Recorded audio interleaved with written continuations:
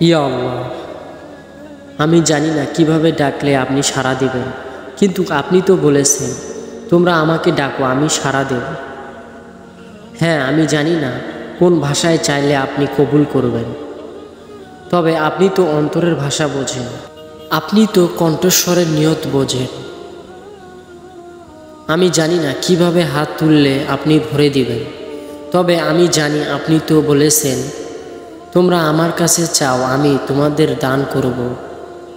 ইয়া আল্লাহ, আপনার দরবারে আসার জন্য পবিত্র হবার শর্ত নেই, আপনার কাছে আসার জন্য যোগ্যতা সংপত্র লাগে না, কারণ আপনি তো গফুর রহিম, অপরাধ ক্ষমাকারী, দয়াবান। আপনি জানেন আপনার বান্দা কতটা দুর্বল, কতটা অসহায়। তাই আপনি বলেছেন আল্লাহ মানুষকে তার সামর্থ্যের বাইরে কিছু দেন না। ইয়া রব, আমার অন্তর আজ বিশ্বস্ত, ভেঙে পড়েছি আমি, কিন্তু আমি জানি না আপনি আছেন, আপনি ছাড়া আমার কেউ নেই।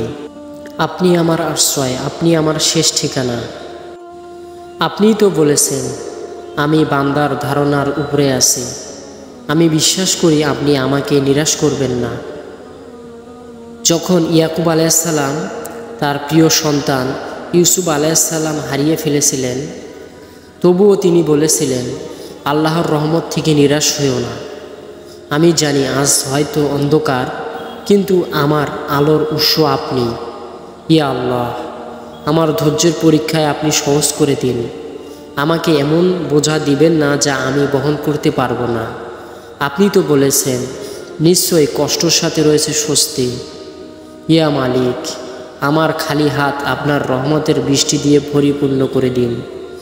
আমার ভাঙা মন, ভেঙে যাওয়া স্বপ্ন আপনি নতুন করে গড়ে দিন। আমি আপনার দরজার ভিখারি হয়ে দাঁড়িয়ে আছি, আমি জানি না আপনি কখন দিবেন, কিন্তু আমি জানি আপনি দিবেন, কারণ আপনি আল ওয়াহাব, যিনি দান করতে ভালোবাসেন। প্রিয় ভাই ও বোনেরা, আল্লাহর দরবারে দোয়া কখনো বৃথা যায় না। তিনি দোয়া কবুল করেন তিনভাবে: তৎক্ষণাৎ বিপুল করে বা তার চেয়েও উত্তম কিছু দিয়ে। তাই কখনো নিরাশ হবেন না।